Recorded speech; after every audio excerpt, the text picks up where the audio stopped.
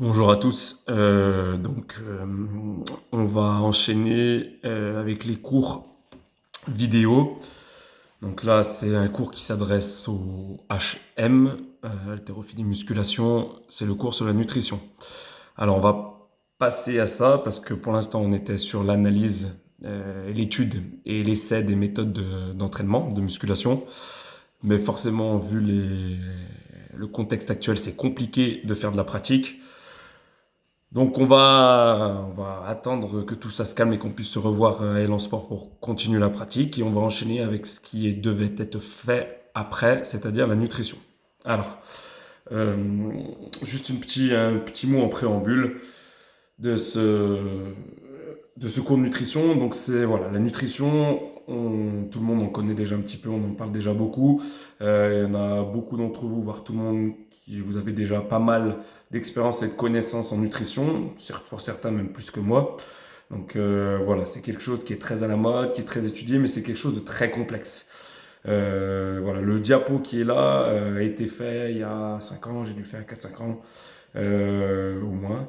Ouais, donc du coup, il y a des choses qui sont dans ce diapo qui sont contredites aujourd'hui, ou en tout cas discutées.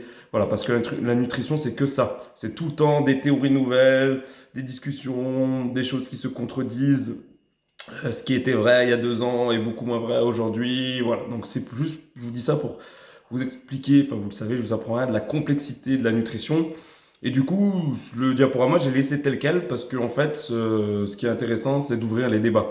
C'est-à-dire sur certaines choses, certains points, vous ne serez pas forcément d'accord, ou moi actuellement j'ai un autre regard. Donc ça permettra justement d'ouvrir une porte, une fenêtre à un débat et de discuter sur la vision des choses actuelles. Voilà. Donc on va le prendre tel quel, on va le suivre tel quel et on débattra de différents points. S'il y a des choses à débattre, s'il y a des choses avec lesquelles vous n'êtes pas d'accord, s'il y a des choses à apporter, à améliorer par rapport à ce qui s'est passé ces dernières années en nutrition, car je le répète, vous le savez, c'est une usine à gaz la nutrition. Voilà, ça peut être très simple si on s'arrête en surface, juste avec les macronutriments. Et d'ailleurs, je pense que pour 95% des gens, de voir la nutrition de façon simple et pas trop compliqué, c'est salutaire. Voilà, c'est ce qu'il faut pour 95% des gens. Donc c'est juste histoire de vouloir perdre du poids ou savoir comment s'alimenter correctement. J'estime et je pense qu'on n'a pas besoin d'aller dans des choses trop profondes, trop poussées, parce que ça prend la tête aux gens. Voilà. Mais pour vous en tant que coach, pour certaines personnes qui veulent pousser plus loin, ça peut s'avérer très très très complexe. Donc voilà. On est parti. Vous avez dû recevoir de toute façon le diaporama. Il a été envoyé, il a été mis sur le OneDrive par Julien. Donc le cours se compose comme cela en 3 parties. Je l'avais composé. Donc dans la première partie, on va avoir une introduction à la nutrition. On va avoir les besoins et les rôles de l'hydratation, très important. Et on va voir les structures, rôles et fonctions des apports glucidiques, ainsi que leur importance dans les apports nutritionnels. Donc on verra le premier macronutriment qui est les glucides, pardon. Dans la deuxième partie, on va voir structure, rôle et fonction des apports lipidiques et protéiques. Ok, et apports nutritionnels conseillés en fonction des différentes populations. Donc on verra les deux autres macronutriments plus les apports nutritionnels conseillés en fonction des différentes populations. Et enfin, dans la dernière partie, on verra les micronutriments, les compléments alimentaires et on verra la gestion entre guillemets du régime alimentaire. Je dis entre guillemets, vous verrez pourquoi. Donc dans cette première vidéo, je vais faire la première partie du TD1, c'est-à-dire l'intro à la nutrition et le rôle de l'hydratation. Ok, donc voilà, toute cette première vidéo, il va y avoir les premières diaporamas qui sont l'introduction et l'hydratation. Donc en intro, on a l'objectif physiologique de l'entraînement est la perturbation des systèmes biologiques de l'organisme, c'est-à-dire l'homéostasie. Je vous en parle beaucoup depuis le début de l'année de cette homéostasie, je vous en ai beaucoup parlé. Je vous ai défini comme l'état d'équilibre corporel physiologique. Donc, et on l'a vu, on l'a déjà dit, on le répète justement en introduction. Quand on s'entraîne, le but du jeu, ça va être de perturber ce système biologique. D'accord? Perturber cette homéostasie. Quel que soit le type d'entraînement, que ce soit en force ou en endurance, ok, il va représenter un stress catabolique pour l'organisme. Donc déplétion des réserves énergétiques, glycogéniques, dégradation du tissu musculaire, on va casser les fibres musculaires, on va les dégrader. Donc on va, à travers l'entraînement, créer un stress catabolique, et ce stress catabolique représente bien le déséquilibre de l'homéostasie. Donc l'intérêt c'est l'adaptation et la restructuration. L'intérêt de tout cela, hein, de l'entraînement, de ce stress catabolique et de cette perturbation homéostasique, c'est que l'adaptation et la restructuration des systèmes pour atteindre un niveau de fonctionnement biologique supérieur à l'état initial. On appelle ça le principe de surcompensation. Je vous avais fait le schéma au tableau, je ne sais pas si vous vous souvenez, d'accord? Hop, on partait d'un point ici, on s'entraînait, donc on dégradait l'organisme, d'accord? On dégradait l'homéostasie et on se reconstruisait en plus fort pour venir à ce niveau-là, d'accord? Et cette phase-là est appelée surcompensation. Je ne sais pas si vous vous souvenez, j'avais fait le schéma au tableau. Donc cette restructuration ne peut avoir lieu qu'en présence d'une alimentation complète afin d'apporter les nutriments nécessaires à ce processus. C'est-à-dire qu'il n'y a pas que l'entraînement qui va être important pour créer cette surcompensation, d'accord? Il n'y a pas que l'entraînement, il va y avoir aussi l'alimentation. Parce que pendant la surcompensation, étant donné qu'on a créé du stress catabolique, on a détruit certaines choses, on a fait des déplétions réserves glycogéniques, énergétiques, on a dégradé du tissu musculaire, il va falloir qu'on reconstruise tout cela. Et pour que l'organisme, le corps humain, surcompense et reconstruise tout cela en plus fort, à un niveau biologique supérieur, il a besoin de carburant, il a besoin d'essence, il a besoin de nutriments. Donc il a besoin de l'alimentation. D'où l'importance de l'alimentation. Donc l'intérêt de ce module de nutrition, ça va être d'appréhender la constitution des différents nutriments. Donc on va voir, définir comment sont constitués les différents nutriments, leur rôle aussi, savoir l'impact des différents nutriments et leur association sur les paramètres physiologiques, connaître et maîtriser les régulations hormonales et métaboliques au cours et à la suite de l'effort physique. Okay, donc forcément, qui dit alimentation dit effet hormonal, ou effets hormonaux, si on le met au pluriel. Forcément, vous vous doutez, on va forcément parler de l'insuline et du glucagon, par exemple. C'est un exemple parmi d'autres, mais on va forcément en parler. Donc, la combinaison de ces savoirs nous permettra d'acquérir les notions de base nécessaires à l'élaboration d'un programme nutritionnel cohérent et pertinent en fonction des individus, de leur activité physique et de leur objectif physique et physiologique. Et oui, en fonction des individus, on ne va pas avoir les mêmes besoins et les mêmes attentes nutritionnelles. Ça va dépendre de plein de choses. Ça va dépendre déjà de leur métabolisme de base. On va définir ça dans les prochaines diaporamas. Ça va dépendre de leur style de vie, quel métier ils ont, si c'est un métier plutôt sédentaire, plutôt physique. Et aussi, surtout, nous, ce qui nous concerne, c'est le type d'activité physique qu'ils pratiquent et quels sont leurs objectifs. En fonction de ça, les besoins et les attentes corporelles en nutrition ne seront pas les mêmes. Donc on commence avec une définition des nutriments. Les divers aliments que nous consommons sont composés de différents éléments que l'on nomme nutriments. Okay, donc la nutrition, par définition, c'est apporter des nutriments adéquats au moment opportun. Il y a cette notion-là aussi qui est importante, c'est certes il faut apporter les nutriments adéquats, mais il faut les apporter au bon moment, au moment opportun. Donc nutrition, c'est un terme que je trouve mieux adapté que diététique, qui souvent quand on parle de diète, on est en diète, on entend toujours cette phrase, notamment dans les salles de muscu, je suis en diète, ça fait allusion au régime, à un régime. Moi, vous savez ce que j'en pense, je parle jamais de diète, je parle jamais de régime, parce que c'est quelque chose qui chez moi n'existe pas. Je parle toujours de nutrition. C'est-à-dire qu'à mon sens, quand on a une nutrition adaptée en fonction des objectifs du moment et de ce que l'on recherche sur un instant T, sur un moment donné, on n'a pas besoin de faire de diète. Okay, ça suit. Donc, ils servent les nutriments, ils servent à la couverture quotidienne de nos besoins afin d'entretenir les phénomènes de croissance, de renouvellement tissulaire, de renouvellement cellulaire. Donc, ils sont importants d'apporter quotidiennement ce dont l'organisme a besoin pour continuer à croître, pour renouveler les tissus, renouveler les cellules. Vous savez que votre corps humain est constitué de 1 milliard de cellules, de tissus différents, et ces cellules, ces tissus vivent, d'accord? Donc ils se détruisent, ces cellules se détruisent, se reconstruisent, voilà. Donc on a besoin d'énergie et de carburant pour cela. Donc cette alimentation comprend, l'alimentation comprend les glucides, les lipides et les protides, qu'on va appeler macronutriments, on les détaillera après, H2O, qui est de l'eau, les vitamines, okay, les sels minéraux et oligo-éléments, les substances ballastes. Alors, substances ballastes, ça va être toutes les substances qui sont non assimilables, les matières qui ne sont pas digérables. Okay, on en a, puisqu'on les excrète ensuite. Donc, il y en a dans l'alimentation. Les arômes, les phytonutriments et l'alcool. Donc, phytonutriments, pareil. Phyto, ça veut dire plante. En grec, ça vient de la racine grecque qui veut dire plante. Donc phytonutriments, pardon, ça va être tous les nutriments qu'on trouve à l'état naturel dans les végétaux, les légumes, les fruits, les graines aussi, parce que c'est la mode là. De plus en plus on consomme, quand je dis graines, c'est tout ce qui est fruits secs, ce genre de choses, les graines de chia, donc on en consomme de plus en plus. Donc voilà, c'est tout ce qu'on trouve comme nutriments dans ces éléments-là. Les nutriments ont 3 rôles complémentaires. Alors, on va avoir les nutriments bâtisseurs ou plastiques. Ok, on va appeler ça bâtisseur ou plastique. Donc, eux, ce sont l'eau, les protides, les lipides et quelques minéraux. D'accord? Rôle constitutif des cellules et des tissus de la matière vivante. Alors, donc, ils vont avoir un rôle important pour constituer et construire les tissus de la matière vivante. Ça marche? L'eau, parce que vous savez que le corps humain est composé essentiellement d'eau, on le verra plus tard, juste après, puisqu'on va parler de l'eau en détail. Les protides, parce que vous savez que les muscles sont composés de protides, de protéines. Les lipides, ça peut en surprendre certains, quoique, on l'a déjà dit, on en a déjà parlé, c'est très important les lipides dans la constitution du corps humain, puisque toutes vos cellules sont composées de lipides. Et oui, vous savez qu'une cellule, ça a une enveloppe, d'accord? Ça a une membrane, on appelle ça la membrane cellulaire, ok? Et les membranes cellulaires sont composées de lipides.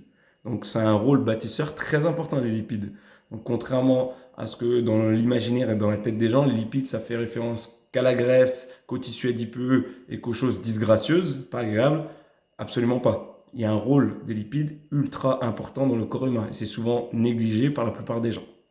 Et quelques minéraux, on va donner par exemple l'exemple du calcium qui va composer l'élément essentiel du squelette humain, les os, d'accord? Vous savez que les os sont composés de calcium. Donc, ces choses-là sont un rôle constitutif des cellules et des tissus de la matière vivante très important. Ensuite, on va avoir les nutriments qu'on va appeler énergétiques. Là, on va avoir les glucides. Maintenant, vous le savez, puisqu'on a vu le cours sur la resynthèse de filières énergétiques, les glucides ont un rôle essentiellement énergétique, exclusivement même énergétique, via la glycolyse. Okay, ce sont eux qu'on va dégrader pour produire de l'ATP, pour permettre au corps humain de fonctionner, en tout cas aux muscles de se contracter. D'accord? Et les lipides et les protides aussi, on retrouve dans cette catégorie, parce que non seulement ils sont bâtisseurs, mais ils sont aussi énergétiques. On l'a vu dans le même cours sur les resynthèses d'ATP. Dans le cycle de Krebs, en filière aérobie, on peut se servir des lipides et des protides comme substrat énergétique. Ils peuvent être dégradés pour produire de l'ATP. Alors, ce n'est pas leur rôle premier. Leur rôle premier, c'est un rôle bâtisseur. D'accord? C'est pour ça que les glucides sont toujours utilisés en priorité dans la fourniture d'énergie. D'accord? Ils sont toujours utilisés en priorité pour fournir de l'énergie via la glycolyse et le cycle de Krebs. Mais lorsque ces glucides tombent trop bas, j'expliquais ça dans le cours sur l'ATP, lorsque le niveau de glucides diminue, donc on va diminuer la glycémie, donc mettre en danger l'homéostasie, on va laisser les glucides de côté pour protéger cette homéostasie et on va venir se servir des lipides et des protides comme nutriments énergétiques. On va dégrader dans le cycle de Krebs en filière aérobie. Okay, donc ça va être le carburant énergétique direct ou indirect. On va avoir les nutriments fonctionnels qui sont l'eau, on retrouve l'eau ici parce que c'est vital, vous verrez, les vitamines et les oligo-éléments. Donc rôle physico-chimique plus équilibre homéostatique, d'accord? Tendance des organismes vivants à stabiliser leurs divers paramètres physiologiques. Ces nutriments vont avoir un rôle essentiel dans l'équilibre de l'homéostasie, d'accord? Donc c'est un rôle physico-chimique puisque c'est un savant mélange entre des réactions chimiques et des phénomènes physiques qui vont permettre de maintenir l'homéostasie, l'équilibre homéostatique. Donc parmi ces différentes catégories qu'on a vues précédemment, on va distinguer les nutriments énergétiques, ok, GPL, glucides, protides, lipides, qu'on va appeler macronutriments. Ok. Donc avec 1 gramme de glucides, on va obtenir 4 kilocalories, d'accord? Donc c'est une référence énergétique. Vous savez qu'on parle en calories. D'ailleurs, quand on parle en calories sur les boîtes, les choses comme ça, c'est comment dire, c'est un défaut de langage. En fait, ce sont des kilocalories. Alors souvent, on marquera kilocalories sur les boîtes, vous trouvez kilocalories, mais dans le vocabulaire, on parlera de calories. Ce sont des kilocalories. Okay, c'est 1000 fois supérieur à ce qu'on exprime. Donc 1 gramme de glucides donne 4 kilocalories. Okay, 1 gramme de protéines donne 4 kilocalories et 1 gramme de lipides donne 9 kilocalories. Ça, on le verra aussi dans le prochain cours sur les resynthèses d'ATP. Vous savez qu'il y a un deuxième diaporama pour la resynthèse d'ATP. Et on verra comment une molécule de lipides donne plus d'ATP, donc et fournit plus d'énergie, et on le voit ici, d'accord, qu'une molécule de glucides. On le verra dans le prochain diaporama.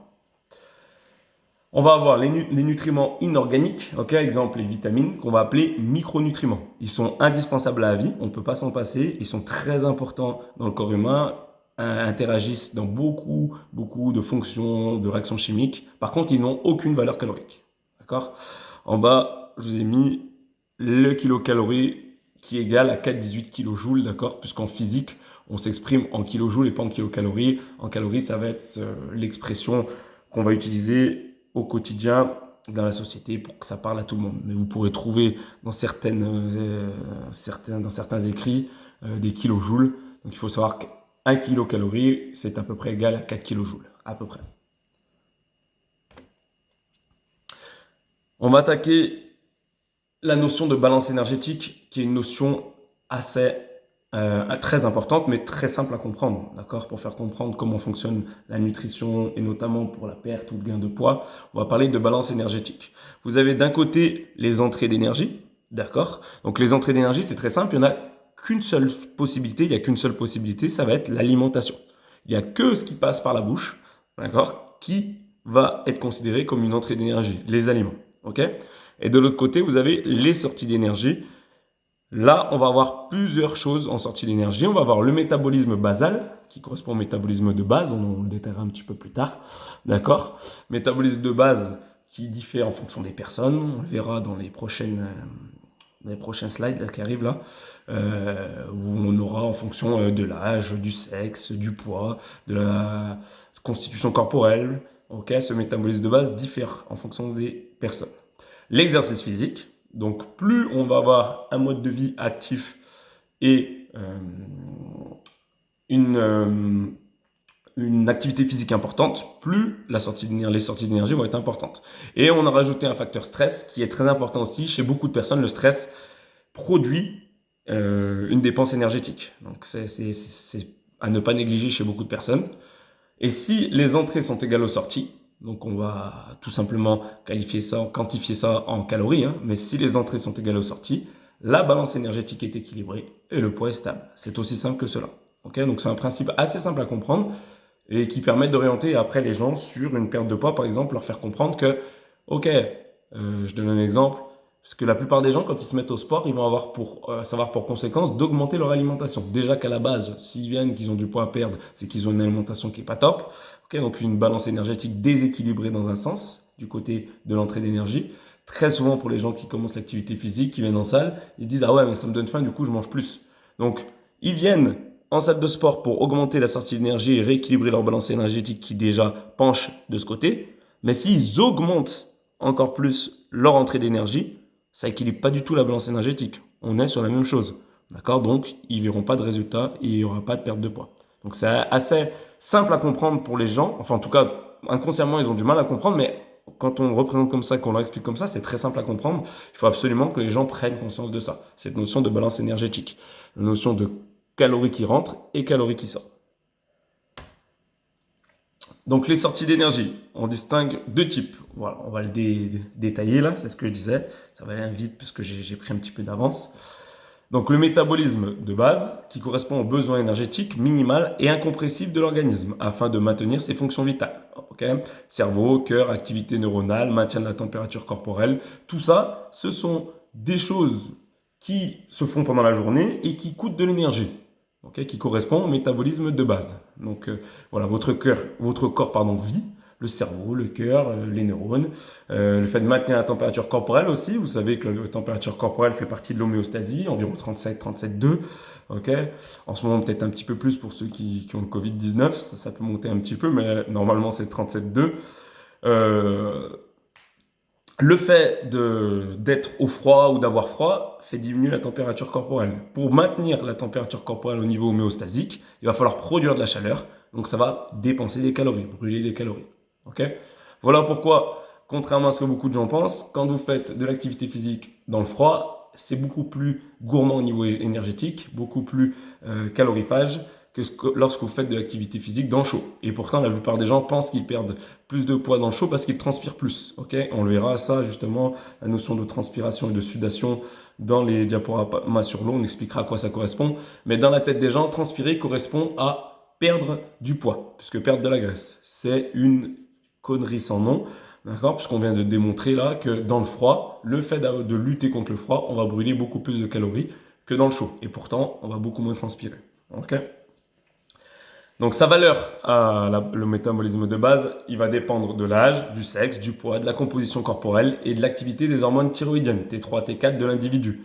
Rapidement, je reviens dessus, on l'a vu sur un des diaporamas quand on a vu les différentes hormones et on a vu les glandes endocrines. Je vous avais parlé de la thyroïde qui produit les hormones T3, T4, thyroxine. Et ces hormones T3 et T4 ont un rôle essentiel dans le métabolisme des lipides. Elles vont participer au métabolisme des lipides, c'est-à-dire à utiliser les lipides comme substrat énergétique. Donc on l'avait vu, en cas d'hyperthyroïdie, c'est-à-dire d'une activité des hormones thyroïdiennes développées, on va avoir tendance à beaucoup utiliser les lipides et à ne pas stocker de graisse. À l'inverse, en cas d'hypothyroïdie, on va avoir du mal à utiliser les lipides comme substrat énergétique pour renouveler de l'ATP dans le cycle de Krebs. Donc du coup, on va avoir tendance plus à stocker la graisse dans les tissus adipeux. Je vous ai remis en bas, à l'époque déjà, on parlait d'endomorphe, mésomorphe, ectomorphe. On a fait le cours dessus, donc maintenant vous savez ce qu'il en est. Connaître le nom, mais attention, pas se laisser griser par ça. Donc je passe rapidement là-dessus. Et je vous rappelle qu'on est dans les sorties d'énergie, d'accord? On a le métabolisme de base sur lequel on vient de s'arrêter et le métabolisme auxiliaire. Donc, il correspond à la dépense énergétique liée à l'ensemble des activités ou des stress imposés par la vie quotidienne. D'accord? Donc, on va en définir, en voir quelques-uns. Ces contraintes sont dictées par les impératifs ou les éléments extérieurs. Par exemple, le déplacement pour se rendre sur son lieu de travail. Quelqu'un qui va au travail à pied ou en vélo aura un métabolisme auxiliaire bien plus élevé que quelqu'un qui va au travail en voiture ou en transport en commun. Logique, ok? Le fait de faire les courses, d'entretenir sa maison, les températures extérieures, on l'a vu, ok, ça joue, la maladie, ou aussi par la volonté d'accroître son niveau d'activité. Et là, on va parler d'activité physique supplémentaire, augmentation de la masse musculaire, c'est la partie qui nous correspond en tant que coach. Plus je fais d'activité physique supplémentaire, plus j'augmente ma sortie d'énergie, d'accord? Et plus j'augmente ma masse musculaire aussi, plus mon métabolisme de base va devenir important. Et oui, plus je vais avoir une masse musculaire importante, d'accord? Plus je vais avoir d'éléments à entre guillemets nourrir tout au long de la journée, des masses musculaires à nourrir au long de la journée. Donc, grâce à l'activité physique supplémentaire, je vais augmenter ma masse musculaire et je vais augmenter mon métabolisme de base. D'accord? Donc, c'est un métabolisme auxiliaire qui permet d'augmenter le métabolisme de base. Le but de tout ça, c'est d'augmenter la dépense énergétique de manière à modifier l'équilibre de la balance énergétique. On en revient toujours à cette notion de balance énergétique. Plus je brûle de calories et j'élimine d'énergie, d'accord, plus je vais modifier ma balance énergétique. À l'inverse, les entrées d'énergie, donc c'est ce qui va nous intéresser dans ce diaporama, puisque c'est un diaporama sur la nutrition. On va voir, nous, tout ce qui concerne, tout ce qui rentre à l'intérieur du corps, tout ce qui est entrée d'énergie. Elles sont déterminées par les apports caloriques issus de l'alimentation. Elles sont indispensables pour soutenir les phénomènes métaboliques de l'organisme, donc indispensables ces entrées d'énergie pour tout ce qui est métabolisme, que ce soit de base ou auxiliaire. Et la qualité et la quantité des nutriments seront liés à l'ensemble des paramètres déterminant le métabolisme de base et le métabolisme auxiliaire. Donc il va y avoir une notion de quantité qui est importante par rapport au métabolisme de base et au métabolisme auxiliaire, par rapport aux sorties d'énergie. Mais il va y avoir aussi une notion de qualité. Qu'est-ce que je consomme? Quel type de nutriments je consomme? Et surtout, j'ai besoin en fonction de mon métabolisme. Tout comme l'activité physique, la modification des apports énergétiques, que ce soit augmentation ou réduction, aura pour but de modifier l'équilibre de la BES et balance énergétique, de manière à aller vers une augmentation ou une réduction de la masse corporelle. D'accord? Donc, en fonction des sorties d'énergie, métabolisme de base et métabolisme auxiliaire, je vais faire varier mes entrées d'énergie suivant si je veux augmenter ou réduire ma masse corporelle, que ce soit en termes de masse grasse ou de masse musculaire. Ok? C'est tout cela qui est à analyser, étudier et mettre un plan, entre guillemets, de bataille en face. D'accord? C'est-à-dire que en fonction de si je veux augmenter ma masse corporelle de muscles, je ne vais pas avoir le même type de travail que si, ou en tout cas, pardon, d'alimentation, parce qu'on parle d'alimentation, si je veux augmenter ma masse corporelle de graisse. Ça peut arriver. Je prends l'exemple, par exemple, des sumotori. Ils suivent des régimes express spéciaux pour augmenter leur masse corporelle, de muscles certes, mais aussi de graisse. D'accord? Donc, on ne va pas du tout avoir le même type d'alimentation, le même type de nutrition en fonction des objectifs de chacun. Donc là, très simple, on a repris notre balance énergétique qu'on a vu quelques diapos avant. L'entrée, la sortie. Les entrées sont inférieures aux sorties, donc la balance penche sur les sorties. Ok, et ben le poids diminue forcément. Quand j'ai une entrée qui est inférieure aux sorties, le poids diminue.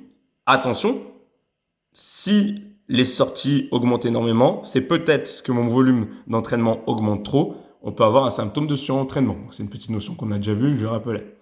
À l'inverse, si je veux, donc là c'est si je veux diminuer mon poids, d'accord, notamment masse grasse, hein, donc je tape dedans à fond pour, au niveau métabolisme auxiliaire, j'augmente à fond ma dépense énergétique pour augmenter mes sorties, je limite mes entrées, mon poids diminue obligatoirement. À l'inverse, à droite, si je veux prendre du poids, j'augmente mes entrées qui deviennent supérieures aux sorties. Attention, on peut avoir, si le poids augmente trop, un surcharge du système ostéo-articulaire. D'accord, risque de blessure. Là, c'est l'exemple d'un cas exceptionnel, extrême quand même. Hein. Vraiment grosse prise de poids, notamment de masse grasse. Ok. Mais aussi de masse musculaire. Hein. Les culturistes ont souvent des problèmes ostéo-articulaires à cause d'une masse musculaire trop importante. Donc ça peut arriver aussi. Dans les cas extrêmes, dans les deux côtés, là j'ai pris l'extrême des deux cas. Donc après cette introduction sur la balance énergétique, le métabolisme, etc., on va parler des aliments, des nutriments à proprement dit. Et on va commencer par l'eau. Donc, petit 1A, un élément essentiel à la vie. Donc, l'eau est l'élément le plus indispensable de tous les nutriments. Ok, j'insiste là-dessus. L'eau est l'élément le plus indispensable de tous les nutriments. L'être humain meurt de ne pas boire avant de mourir de ne pas manger.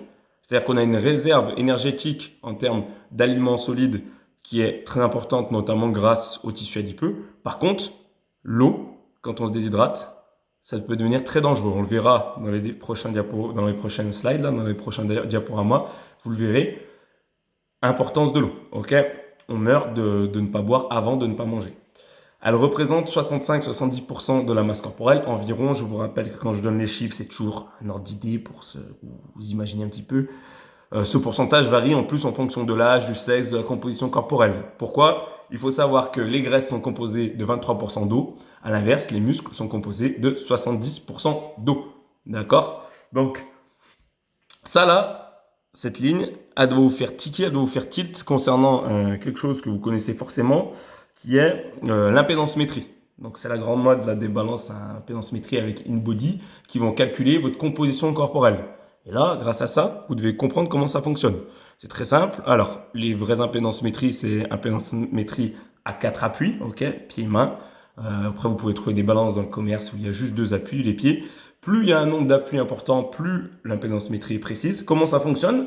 Ça envoie un signal électrique dans votre corps et ça calcule le temps que met ce signal pour traverser votre corps. Après, ce sont des algorithmes en fonction du temps mis par le signal avec telle intensité, ça calcule votre composition corporelle. Ce qu'on peut déduire avec ça, là, cette ligne, c'est qu'on sait que l'eau est conductrice de courant. Ok? Autrement dit, plus votre corps est composé de muscles, plus votre corps est composé d'eau. Donc plus le courant est rapide pour parcourir votre organisme. A l'inverse, plus votre corps est composé de graisse, moins votre corps est composé d'eau, et plus le courant qui est envoyé d'une électrode à l'autre sur les impédances-métrie met du temps à parcourir la distance. Donc par rapport au temps mis, il y a des algorithmes qui calculent votre composition corporelle. Ok? Donc important de comprendre ça, savoir comment ça fonctionne. Donc l'organisme ne possède que des réserves restreintes d'eau, c'est-à-dire qu'il est composé essentiellement de l'eau, d'accord, mais ce ne sont pas des réserves, c'est des compositions d'eau qui sont utiles à l'instant T, ce ne sont pas des réserves, ok? La sensation de soif est un signal physiologique d'un état de déshydratation. un état de déshydratation prolongé peut entraîner des troubles sévères, voire la mort. Ok. Donc là, on est dans un cas extrême, mais comme je vous ai dit, c'est beaucoup plus rapide de mourir de déshydratation que de ne pas manger. Rôle et fonction. Donc l'eau possède 3 rôles fondamentaux. Un rôle plastique, constituant principal de nos cellules et tissus. Et oui, les tissus sont composés de cellules et les cellules sont composées d'eau. Je vous rappelle, à l'intérieur de chaque cellule, d'accord, il y a un liquide, okay, dans lequel baignent les différents métabolites. En fait, c'est de l'eau, tout simplement. Donc, rôle important de l'eau en tant que constituant principal des cellules. C'est un rôle fonctionnel aussi, très important. Donc, transport des nutriments et évacuation des déchets. Comment? Grâce au plasma sanguin, okay, qui est principalement constitué d'eau. Je vous rappelle que le sang est composé de 2 choses. D'un côté, les globules rouges qui correspondent au taux d'hématocrite. Et l'autre moitié à peu près, c'est pas tout à fait moite-moite, mais l'autre composant du sang, c'est le plasma. Et le plasma, c'est de l'eau. En gros, c'est de l'eau. Okay, donc ça va avoir pour rôle de transporter des nutriments et d'évacuer des déchets. Rôle biochimique, transport de vitamines hydrosolubles. Effectivement, il y a des vitamines, dans toutes les vitamines qui existent, qui ne peuvent être transportées que liées à une molécule d'eau. D'accord? Donc c'est pour ça qu'on les appelle hydrosolubles. Et il y en a d'autres de vitamines qui peuvent être transportées que liées à de la graisse. On les appelle liposolubles. Okay, mais les vitamines hydrosolubles ne peuvent être transportées que liées à une molécule d'eau.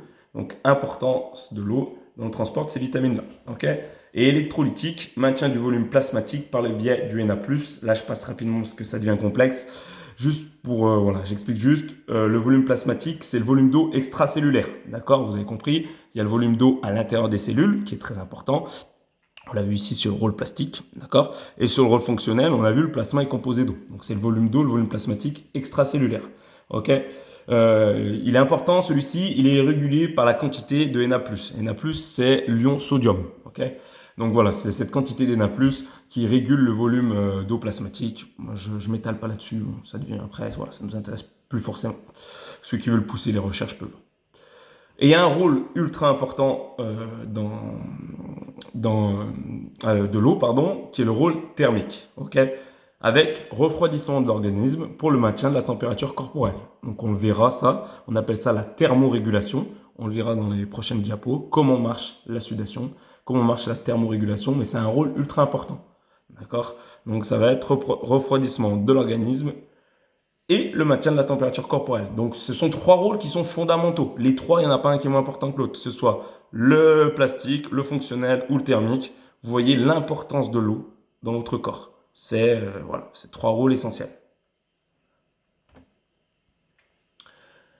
Donc pour cela, en tout cas pour ces 3 rôles essentiels, il est indispensable de maintenir l'équilibre hydrique. D'accord? Donc, si on quantifie un peu les pertes hydriques quotidiennes, pour qu'il y ait équilibre, c'est qu'il y a des pertes et il y a des gains. Donc, les pertes hydriques quotidiennes, on a à peu près 0,75 à 1,4 litre par les urines, 0,1 par les selles, 0,4 par les poumons et 0,4, 0,5 par la peau. Soit un total d'entre 1,7 à 2,4 de pertes hydriques par jour. OK? Apport hydrique, on va avoir un apport dans l'alimentation. Okay, si on prend une alimentation de 2000 à 2500 kcal par jour, ça correspond à peu près à 0,75 à 5 d'eau apportée par les aliments pour une alimentation équilibrée. Alors vous allez me dire, là oui, ça passe du simple au double. Et oui, c'est compliqué à quantifier, ça va dépendre de ce que vous ingérez en fait. Quel type d'aliment? Si vous mangez beaucoup de fruits et de légumes, il y aura un apport hydrique qui sera beaucoup plus important que si vous mangez que des glucides. D'accord? Donc voilà, c'est pour ça que c'est difficile à quantifier et que c'est des ordres d'idées. Le tout, c'est de comprendre que dans l'alimentation, en fonction de ce que vous mangez, vous allez avoir dans tous les cas une alimentation équilibrée, un apport hydrique, et le reste doit être couvert par les boissons. C'est pour ça qu'on conseille aux gens de boire 1,5 litre d'eau par jour. Okay, ce qui nous fait un total d'environ 2,5 litres d'eau par jour et qui correspond à la perte hydrique. Et ça permet de maintenir l'équilibre hydrique dont on parlait au-dessus. Okay, donc important de combler les pertes par les apports, que ce soit en alimentation et en eau et en boisson. Le surplus hydrique va être éliminé par les urines et c'est indispensable parce qu'en fait, ça permet d'éliminer les déchets azotés et ça évite les formations des cristaux uriques, les fameux calculs rénaux. D'accord? Donc, important de faire fonctionner ces reins avec de l'eau pour éliminer les déchets azotés. Ok? Les déchets azotés, vous en entendez souvent parler pour les culturistes, puisque souvent, ce sont des déchets qui sont issus de la dégradation des protéines, d'accord, des protides. Ça crée des déchets qu'on appelle déchets azotés, et il faut les éliminer. Pour les éliminer, on a besoin d'eau, d'accord, pour les éliminer par les reins. Et dans le cadre de la pratique sportive, le surplus hydrique, il permet de prévenir la déshydratation liée à l'effort, d'où l'importance de s'hydrater énormément quand on fait du sport. En tout cas, en conséquence, par rapport au sport que l'on pratique. Donc, si on s'attarde sur la déshydratation, quelles sont les origines de la déshydratation? On va avoir la contraction musculaire, d'accord? Pourquoi? On explique. Vous allez comprendre, ça va être en référence au cours qu'on a fait sur l'ATP. À la base de l'effort physique, ok, la contraction musculaire entraîne une forte production de chaleur. Quand on fait un effort physique, on contracte les muscles. Quand on contracte les muscles, on produit de la chaleur. Et oui, vous vous souvenez les réactions chimiques que l'on a vues dans le diaporama sur les resynthèses d'ATP, vous vous en souvenez? Quand on dégrade de l'ATP, on produit de l'énergie et de la chaleur. Toute réaction chimique dans le corps humain s'accompagne d'une production de chaleur. Donc, en termes de dégradation d'ATP, on va avoir 20 à 25% de l'énergie qui est mécanique. Donc, c'est cette énergie mécanique qui va nous permettre de faire basculer les têtes de myosine et de contracter le muscle. C'est celle-ci qui nous intéresse. Mais on va avoir une grosse partie de l'énergie qui va être thermique, qui va faire augmenter la chaleur corporelle. On l'estime à 75-80%. OK? Donc, la production de chaleur est proportionnelle à l'intensité des efforts fournis et peut atteindre 4500 à 5000 kJ par heure, ce qui est énorme. Cela, ok, qu'est-ce que ça entraîne? Le stockage de cette énergie, l'énergie thermique produite par la contraction musculaire, entraînerait une hausse dramatique de la température d'1 degré toutes les 5 à 7 minutes. Donc vous imaginez, on est à 37,2, on commence une activité physique un peu intense, au bout de 5 minutes, on est déjà à 38,2. C'est fini. Ok? Qu'est-ce qui se passe? Il y a une détérioration des fonctions organiques, ok, qui sont les activités enzymatiques et cellulaires. J'explique. Si la température augmente, qu'est-ce qui se passe? On va modifier un paramètre essentiel de l'homéostasie, qui est la température corporelle. On n'est plus à 37,2, on augmente. Et je vous l'ai déjà dit pas mal de fois au cours de l'année, la modification de l'homéostasie, notamment de la température corporelle, entraîne forcément des détériorations. Et là, dans ce cadre-là, c'est les détériorations des fonctions organiques, activités enzymatiques, toutes les réactions chimiques qui sont effectuées dans le corps, notamment au niveau des muscles, parce que vous l'avez vu, du coup, maintenant vous le savez, quand je fais une contraction musculaire, un effort physique, c'est une cascade de multitudes de réactions chimiques qui se produisent, qui se créent, d'accord? Ces réactions chimiques se font si on est dans de bonnes conditions, notamment si la température corporelle est entre guillemets agréable, optimale. Si cette température corporelle augmente, on va perturber l'activité enzymatique et perturber l'ensemble des réactions chimiques. Okay? Donc ça crée forcément des problèmes au niveau interne. Pour évacuer cette chaleur, la chaleur thermique créée par la contraction musculaire et par l'activité physique, on va avoir deux étapes. La première étape, on va partir donc des muscles actifs, puisque cette chaleur qui est créée, elle est créée dans les muscles, via la contraction musculaire, via la dégradation de l'ATP, via les réactions chimiques qui dégradent l'ATP. On l'a vu sur le diapo précédent, d'accord? On va produire de l'énergie thermique. Donc déjà, cette chaleur, elle est dans le muscle actif, dans le muscle qui fonctionne. Donc la première étape, ça va être de la sortir du muscle pour l'emmener vers la surface cutanée. Surface cutanée, c'est la peau. Pour ça, c'est le sang. D'accord? Donc l'évacuation de la chaleur à l'intérieur de l'organisme s'effectue par le réchauffement des capillaires sanguins au contact des muscles actifs. Les capillaires sanguins, je vous rappelle, ce sont les tout petits vaisseaux qui terminent les artères ou les veines. Ça vient en contact directement avec le muscle. D'accord? Ces capillaires vont se réchauffer, pomper la chaleur présente dans le muscle actif et produite dans le muscle actif. Ok? Le sang, qui est lui en contact, comme il est en contact avec tous les organes, il redistribue cet excès de chaleur à tout l'organisme. Okay? Donc, hop, on pompe l'excès de chaleur au niveau des muscles actifs. On va redistribuer cette chaleur dans tout l'organisme. Ça marche? Pour éviter que la chaleur se concentre qu'à un seul endroit. Okay? Pour déjà étaler, diffuser cette chaleur à tout l'organisme et pas garder une chaleur qui augmente en local. L'augmentation de la température, on le sait, on l'a vu ça, on le répète, entraîne une vasodilatation, donc dilatation des vaisseaux sanguins, ce qui va faciliter les échanges. Okay? Plus mon vaisseau sanguin se dilate, plus la surface de contact et d'échange avec l'ensemble des organes est importante, d'accord? Donc plus les échanges se font facilement. J'ai plus de surface pour échanger, donc j'échange plus tout simplement. Ok, on l'avait vu, je vous rappelle, vasodilatation, dilatation du vaisseau sanguin, augmentation de la surface de contact avec l'organe en question, donc surface d'échange augmentée, ce qui facilite les différents échanges. Et la deuxième étape, d'accord? Une fois que j'ai pris cette chaleur au niveau des muscles actifs, que je l'ai diffusée dans l'ensemble de l'organisme via le sang et le réseau sanguin, d'accord? Il va falloir l'éliminer du corps parce que la température corporelle globale va augmenter et je vais perturber l'homéostasie et mettre en difficulté l'ensemble des réactions chimiques qui se produisent dans mon corps. Donc, il va falloir éliminer la chaleur de la surface cutanée vers le milieu extérieur. Okay. La sudation est le moyen thermolytique. Thermolytique, c'est dissipation.